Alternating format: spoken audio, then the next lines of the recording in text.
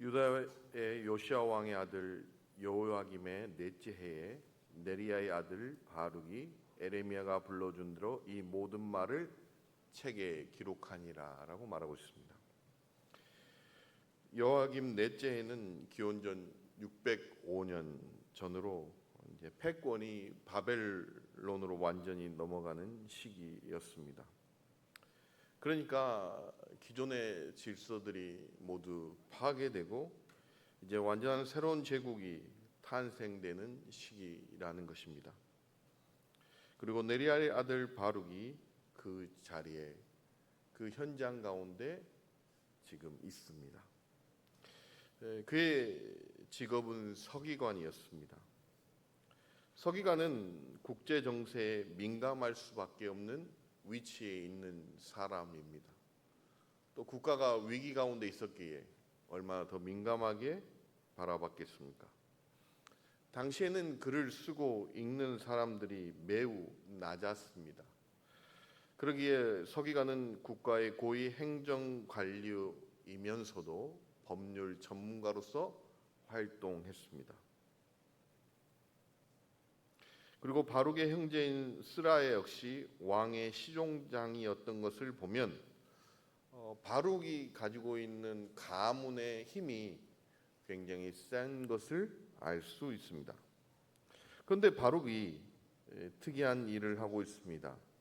그것은 무엇이냐면 예언자의 말을 메시지로 전달하는 역할을 했습니다. 그러니까 바룩은 글을 쓰고 말하는 역할을 했는데 그때 에레미야 선지자가 한 말을 바룩이 대신 적고 말하는 역할을 했다는 것입니다. 에레미야는 그 당시 사람들에게서 또 왕궁에서 또 힘있는 자들 사이에서 친바벨론 성향으로 분류되어서 왕실의 미움을 받고 성전 출입이 금지되거나 때로는 감금되기도 한 선지자였습니다. 그때 에레미야를 대신해서 목숨을 걸고 성전 광장이나 왕궁 고관들 앞에서 심판의 말씀을 소리내어 읽은 사람이 바룩입니다. 바룩은 에레미야 선지자가 무엇을 말했는지 너무나 잘 알고 있습니다.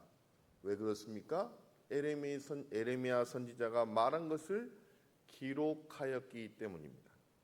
그리고 그 기록한 내용이 무엇인지를 알고 있음에도 불구하고 그 예언의 말씀을 가감없이 왕궁에 속한 사람들, 성전 광장에 있는 사람들, 왕의 고관들 앞에서 전했던 사람입니다. 그러니까 바룩은 신분적으로는 서기관으로서 왕궁에 속한 사람이지만 하나님의 사람 에레미야를 따른 용기 있는 믿음의 사람이었습니다. 그런데 그 바룩에게 큰 고민이 있었습니다. 그것은 무엇이냐면 에레미야 선지자의 예언을 적고 말하면서 그 가운데 마음에 큰 고통이 생겼습니다. 혹시 성도 여러분은 그런 고통을 겪어본 적이 있으십니까? 세상에 살면서 참 즐거웠는데 말씀을 읽고 세상을 사니 세상이 즐겁지 않고 세상이 마치 망해가는 그런 장망성 같은 생각이 들으신 적 있으십니까? 바룩은 지금 망하지 않는 그 도시 가운데 힘 있는 서기관으로서 있습니다. 그런데 에레미야 예언은 처참하게 멸망할 것을 예언하고 있었습니다. 그걸 수십 년 동안 바룩이 듣고 기록하고 말하고 듣고 기록하고 말했습니다. 그래서 바룩의 심정이 3절에 이렇게 기록되어 있습니다. 내가 일찍이 말하기를 화로다. 여호와께서 나의 고통에 슬픔을 더하셨으니 나는 나의 탄식으로 피곤하여 평안을 찾지 못하도다. 마치 이 말은 선지자 예레미야가 내 상처를 고칠 수 없다, 어찌하여 나를 낳으셨는가라고 한탄하면서 슬퍼하며 고통받는 그런 모습과 너무나 닮아 있습니다. 그러니까 바룩이 얼마나 큰 고통이 큰지 한번 생각해 보십시오. 바룩은 이렇게 말합니다. 고통에 슬픔을 더했다고 말합니다. 그리고 거기에 탄식으로 피곤했다고 말을 합니다. 오늘 바룩이 외친 평안이라는 말이 있습니다. 평안이란 말은 뜻은 신명기에 약속하신 하나님의 언약입니다. 그러니까 하나님이 그들의 백성에게 주신 궁극적인 안식과 삶의 안정을 말합니다. 그러니까 하나님이 그들의 백성에게 내가 이렇게 너희들을 평안하게 인도하고 그리고 너를 보호할 것이라고 약속하신 그 신명기의 말씀이 있습니다. 그런데 그 말씀이 어떻게 된다는 것을 말합니까? 깨진다는 것입니다. 그러니까 하나님이 그 보호를 거두신다는 것입니다. 마치 우리가 상상하기 쉬운 게 하나 있습니다. 물이 가득 찬 곳이 있습니다. 여러분 한번 생각해 보십시오. 여기 문이 유일하게 물을 다 막는 문이라고 생각해 보십시오. 그런데 이 문을 누가 연다면 여기 안은 어떻게 되겠습니까? 아수라장이 될 것입니다. 그리고 많은 사람들은 숨을 쉴 수 없을 것입니다. 그러니까 바룩이 느끼는 고통은 굉장히 컸습니다. 하나님이 약속하신 그 보호를 하나님이 거두십니까? 그러면 우리는 어떻게 해야 합니까? 라는 그 탄식을 하고 있었습니다. 그때 에림에게 하나님 말씀이 임합니다. 4절입니다. 너는 그에게 이르라. 여호와께서 이와 같이 말씀하시기를 보라. 나는 내가 세운 것을 헐기도 하며 내가 심은 것을 뽑기도 하나니 온 땅에 그리하겠거늘 이라고 말합니다. 성경에서 보라라는 말이 등장하면 굉장히 강조하는 표현입니다. 그러니까 그 구절을 보라라고 하면 그 뒷구절을 유심히 봐야 합니다. 나는 내가 세운 것을 헐기도 하고 내가 심은 것을 뽑기도 한다고 말합니다. 그리고 그것을 온 땅에 하시겠다는 것입니다. 그런데 오늘 하나님은 네 가지 단어를 강조해서 말합니다. 세우다, 헐다, 심다, 뽑다. 그러니까 하나님은 주권적으로 그것을 행하신다는 겁니다. 세울 때는 세우시고 헐 때는 허시고 심으실 때는 심으시고 뽑을 때는 뽑으신다는 것입니다. 하나님의 뜻이 있어서 세운 것을 헐기도 하고 하나님의 뜻이 있어서 계획이 있어서 심은 것을 뽑기도 하신다는 것입니다. 이 부분이 잘 드러난 부분이 사무엘상 2장 6절에서 3절에 있습니다. 여호와는 죽이기도 하시고 살리기도 하시며 수월에 내리기도 하시고 거기에서 올리기도 하시도다. 가난한 자를 진토에서 일으키시며 빈곤한 자를 거름더미에서 올리사 귀족들과 함께 앉게 하시며 영광의 자리에 차지하게 하시는도다. 땅의 기둥들은 여호와의 것이라. 여호와께서 세계를 그것들 위에 세우셨도다. 이 기도를 누가 하였습니까? 한나가 하였습니다. 아이를 낳지 못한 그 고통 가운데 분인나의 그 박해 속에서 한나가 하나님을 깊이 만나는 기도 가운데 그가 외친 것은 무엇입니까? 하나님이 나를 보호하시고 나에게 모든 축복을 주시고 나의 모든 위로를 주시며 나에게 기쁨을 주신다라는 고백을 하고 있지 않습니다. 하나님은 하나님의 뜻 가운데서 생사화복을 주관하신다고 말하고 있습니다. 하나님의 주권을 고백합니다. 그런데 문제는 우리에게 있습니다. 누가 죽고 싶으며 누가 가난한 자가 되고 싶어 하겠습니까? 저는 한국에서 유명한 고아원의 아버지분의 책을 읽었습니다. 근데 그분이 크리스찬이셨습니다. 근데 저는 그 글을 한 20년 넘게 전에 읽었는데 아직도 그 문구가 저를 굉장히 괴롭힙니다. 그 문구가 뭐였냐면, 하나님은 나를 먹이실 것을 믿습니다. 거기서 큰 은혜를 받았습니다. 하나님은 나를 굶기실 줄을 믿습니다. 거기서 괴로움이 굉장히 컸습니다.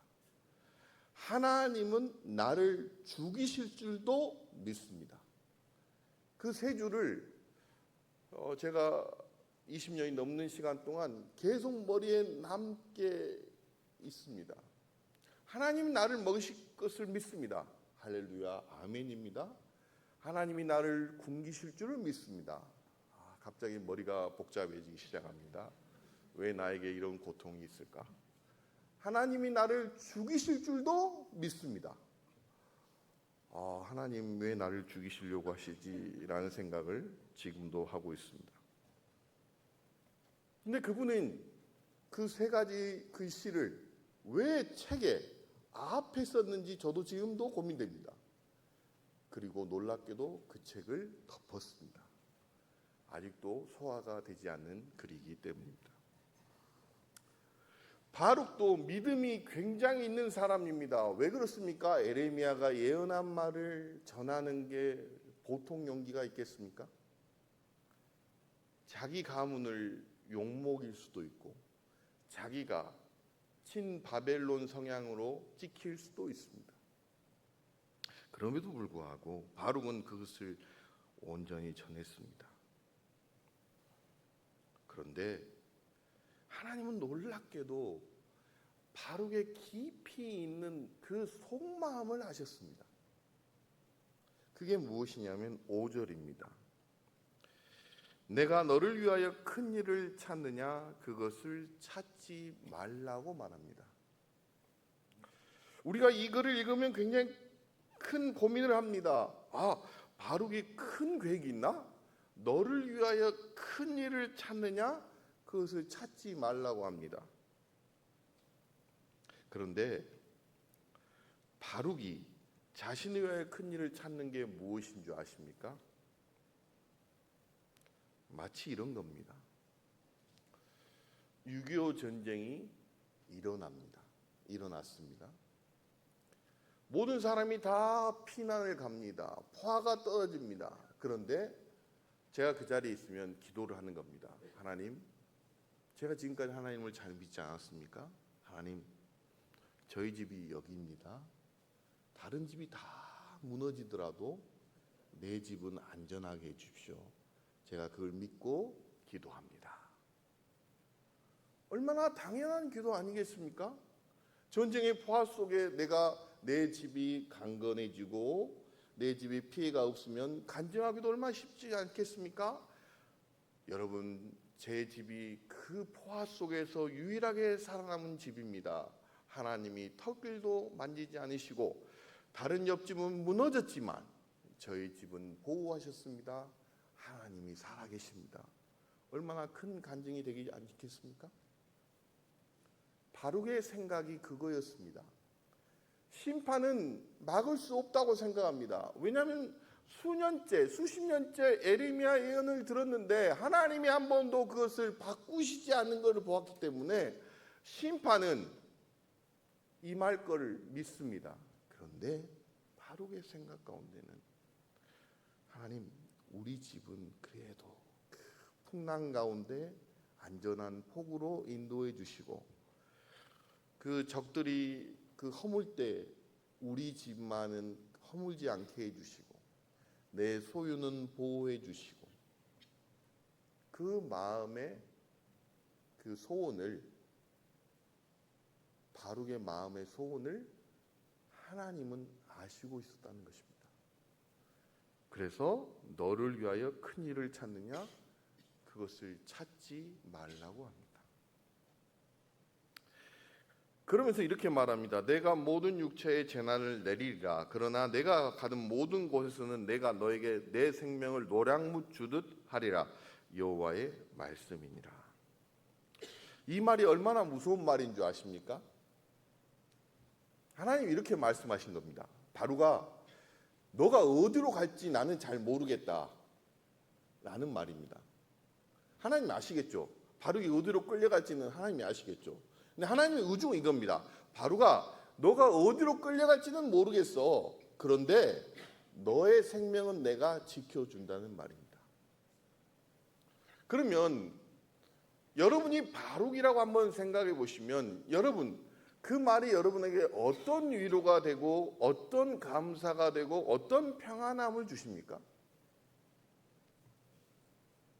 지금 바룩은 화로다 여호와께서 나의 고통에 슬픔을 더하셨으니 나는 나의 탄식으로 피곤하여 평안을 찾지 못하더라고 외치는데 하나님의 응답은 너가 큰 일을 찾느냐? 찾지 마라. 너가 어디로 갈지는 내가 모르겠어. 그러나 거기에서 내가 너 생명은 지켜줄게 라고 말하고 있습니다. 여러분은 이 말씀을 들을 때 어떤 생각이 들고 어떤 감정이 드십니까? 저도 설교를 준비하면서 TV를 보는 순간이든 그냥 멍하게 있는 순간이든 제가 계속 질문했습니다. 바룩에게 이렇게 하신 말씀의 의미가 무엇일까? 바룩은 이 말씀을 듣고 어떤 느낌을 받았을까? 내가 만약에 이런 말씀을 받았다면 나는 어떻게 생각했을까를 끊임없이 생각했습니다. 여전히 답을 모르겠습니다. 왜냐하면 내가 죽음의 위기 가운데 있는데 내가 너를 살리겠다. 너가 비참하게 끌려가는 가운데 있을 때 내가 너를 살리겠다. 너가 굶어 죽을 것 같은 위기 가운데 있는데 내가 너를 살리겠다라는 말이 어떤 의미인지는 잘 알지 못하겠습니다. 그런데 이 말씀을 묵상하면서 한 장면이 계속 생각이 났습니다. 손양원 목사님의 그 돌아가신 그 사진의 한 장면이 생각이 났습니다.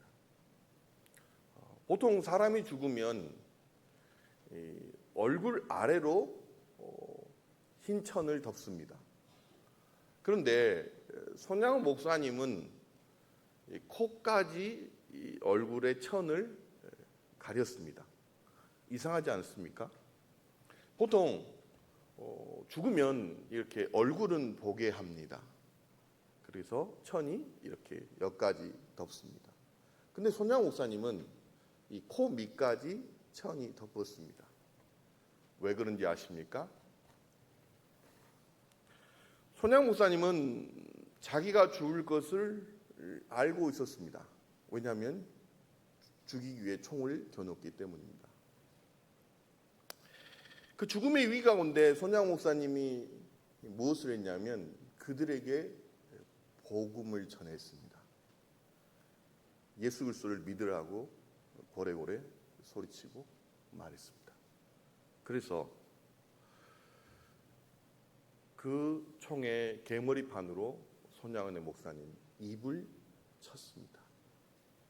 그래서 그게 다 이그러져서 손양원 목사님의 코까지 덮었습니다. 저는 그 장면이 계속 생각이 났습니다. 사실 인간적으로 바룩이 느꼈을 감정은 저는 잘 모르겠습니다. 근데 제가 느꼈던 감정은 겟세마네 동산에서 예수님이 하셨던 그 첫 부분만 생각이 났습니다.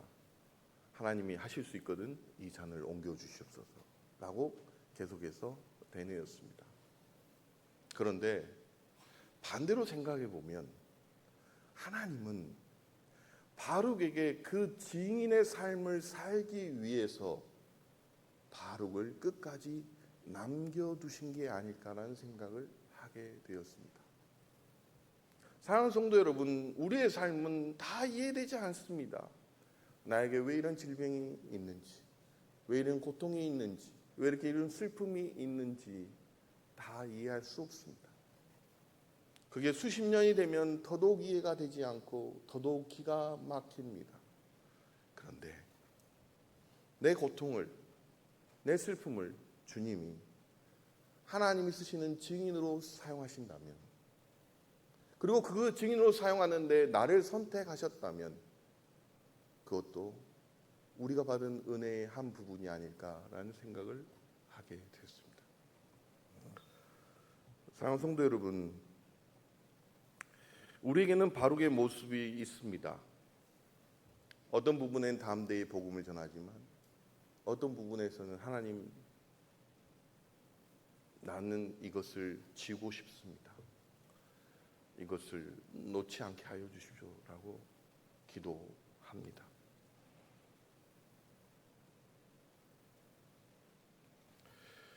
아브라함에게 하나님이 믿음의 시험을 하십니다. 사랑하는 아들 이삭을 바치라는 믿음의 시험을 하십니다. 그때 아브라함이 아들 이삭을 바치려는 그 순간에 하나님의 사자가 이렇게 말합니다. 비로소 너가 하나님을 경외하는 줄을 알겠다라고 말합니다. 그런데 원어로 보면 네가 잡은 손을 놓은 것을 보니 너가 하나님을 경외하는 줄을 안다는 말씀을 하고 있습니다. 우리 가운데 하나님을 믿고 있고 하나님을 의지하고 있지만 여전히 우리 손에서는 내가 쥐고 싶은, 쥐고 있는 것들이 참으로 많습니다.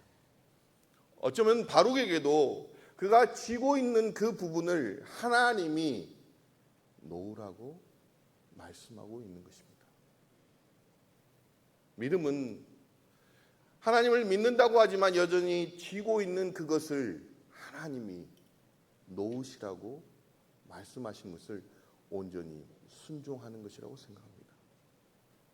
사랑하는 성도 여러분, 오늘 우리가 바룩일지 모르겠습니다.